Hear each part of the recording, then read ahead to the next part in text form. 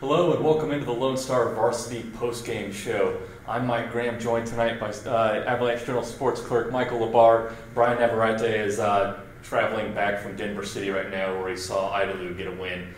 Michael, really glad to have you. Really glad for you to be here. And you've been working all day on setting the boxes, and you pretty much know everything. So I feel like we're in really good hands. But we'll just start off with I think one of the bigger wins of the day: Coronado 48. Andrews 21 at Lowry Field. You saw the Mustangs offense kind of find its stride. You know, we've been talking on the preview show that offense needed a fast start, and it looked like they got one tonight. Yeah, they definitely got one. You had Caleb Manuel, they had like 200 yards rushing that game. Conrad had 110 yards and 3 touchdowns. So we're an offense where they only scored about 20 points the past 2 weeks. Them putting up 48 tonight was huge for them. Absolutely, and Andrews is a team with a good offense too, and once again, looks like Coronado did enough to get the job done there. They're playing a quarterback, Jace Kesey. 62% of their offense had about 1,300 passing yards going into the game, and yeah, I mean it was a good win for them. Definitely a good win for them, especially with the high-powered offense that Andrews has. Next up, Monterey gets in the win column after a couple of tough losses. They go to Stephenville. They squeak out a 20-17 win in this one. Briley Lawson-Young, 2 rushing touchdowns. Briley Alexander, 2 field goals, and obviously hit his extra points, and that got them past an improving Yellow Jackets program once again. Yeah, you saw Monterey kind of struggle there a little the past few weeks, but good win here. Lawson-Young, 2 touchdowns, including one with 5 minutes left. And then that defense just causing a turnover on downs late in the game. Monterey able to run out the clock and get that victory. Next up is Midland and Friendship. In Midland, in a battle of winless teams, desperate to get back in the 2-6A race. It's the Bulldogs getting back into the 2-6A race with a 1-1 record. They beat Friendship tonight, 21-7. Anything stand out about that game to you? Well, the fact that Friendship was able to keep it close. We know they've been struggling lately, just kind of really haven't found the groove. The fact that this game is close tonight should be a positive sign for the Tigers. I think so too. Obviously, it's going to be a tough road ahead, and Midland was a great way to get confidence, but still a long way to go. I don't think you can be eliminated in this district until you get your 4th loss. So there's still some workability in the district schedule. Absolutely. One game that stood out, and I wasn't expecting this one. Plainview gets a win over previously unbeaten Hereford.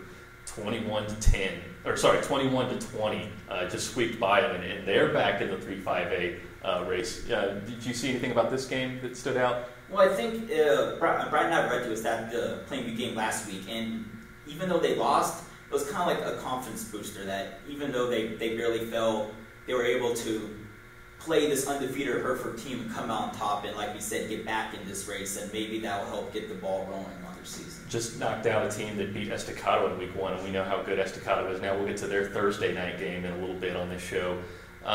Next up, Idalou 22, Denver City 19. Idalou was a team that entered this game 1-4. Now they're 2-4. They outscored Denver City 22-6 in the second half, and then held off to force a late Denver City field goal, which the Mustangs missed. Yeah, Idalou just kind of the same deal. Just kind of struggled a little bit this season, but this was a good win for them, especially over Denver City team that already has won 3 or 4 games this season. Denver City, unfortunate loss for them, but they definitely have a good record going to the district play. And that was Brian Navarrete's game, so he filed a video report for us before he headed back to Lubbock. Hey, I'm out here in Denver City where Idalou just got a huge win over the Mustangs, 22-19. Idalou started off a little bit shaky and got down by 13 points early, but were able to respond in the second half and ended up with a 22-19 win. The Wildcats were without running back Mark Caballero, but Xavier Rodriguez was able to step in, rush for over 100 yards and a couple touchdowns, and help just propel them to that win that they needed before they hit a district. At this time last year, this is exactly where they kind of got their first win before district, or not first win rather, but they got a win before district and then went on a 6-game win streak and won the district overall. So good things for Idalou. The Mustangs played really hard to the end, but weren't able to come away with it, missing a field goal there at the end. But good results from both teams, and we kind of expect them both to make kind of some noise there in district. Back to you guys. Nice job by Brian. His article is already up on LoneStarVarsity.com if you want more details on the Idalou-Denver City game. Next up, this was my game, and it was my first six-man experience. I didn't really know what to expect. Pretty exciting. Yeah, I thought it'd be a blowout one way or the other, as six-man games usually are. This game goes to overtime, and Lorenzo, in a battle of unbeatens, remains unbeaten. 54-48. Max De Hoyos, 7 total touchdowns, including a 73-yard kickoff return touchdown on the first play of the game, and a 25-yard touchdown run on the last play of the game. Really good stuff in that one. Battling up against Neil Garcia from Silverton, who had 5 total touchdowns. Yeah, that's the thing about six-man games. You always have these explosive guys get touchdowns and touchdowns and touchdowns. And this has been a really impressive season for Lorenzo so far. I believe 6-0, 5-0 going, approaching your district pretty soon. I mean, they have a chance to make some noise in the postseason. That's right. They're 6-0 now, so they have officially secured their first winning season since 2007. They've gone 5-5 the past 2 years with Coach Kevin Roberts. Looks like he's got that program turned around. Definitely, great job by him and Lorenzo. One more game, and this was last night. Yeah, we actually have an interview with Kevin Roberts coming in right now, so we'll hear from Coach Roberts. It's just an unbelievable game. Thought we were in control. Things kind of started slipping away, and then their heart stepped up one more time. And it's awesome. It feels to be 6-0 as to where we were several years ago, and it's just a tribute to Coach Clay, our defense, all our players. It's town, community, everybody's backing us, and it's a great place to be in Lorenzo, Texas. Final game of the Week 6 slate. This one was on Thursday, an impressive Estacado win, 42-20 over a previously unbeaten Shallow Water team. Shallow Water without Kobe Wood and Caleb White, important receivers for them. But don't know if they would have made much of a difference in this game. Estacado's running backs, once again, Jeremiah Dobbins and Kamadrick Williams, really had good days, both over 100 yards. Kamadrick ended up with 200 because, unfortunately, other way around, Kamadrick Williams went down and Jeremiah Dobbins ended up with 210 yards in this game.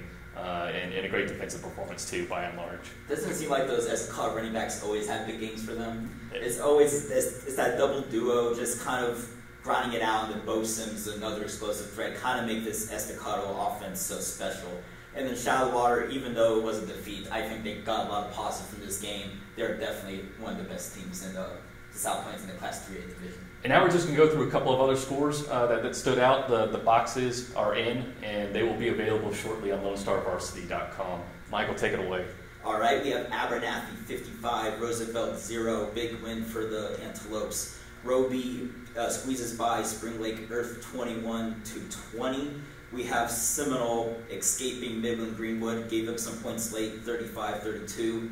Anton over Whit Harrell 70-29. Brownfield explosive offense 66-41. Post with a win over Farwell 50-24. Bushland beating Levelland 48-20. Petersburg defeating Whiteface 48-0. And then finally, as we mentioned before, Monterey 20, Stephenville 17. Well, that's about going to wrap it up for tonight. Brian and I will be back tomorrow with the Lone Star Varsity post-game podcast. We're going to get some sleep and collect our thoughts and come back and expand on all these games. We really appreciate you guys watching tonight. This show was brought to you by the University Medical Center and powered by AJ Media. We have to thank Carlos Silva for manning the camera tonight. For Michael, I'm Mike. Have a good night.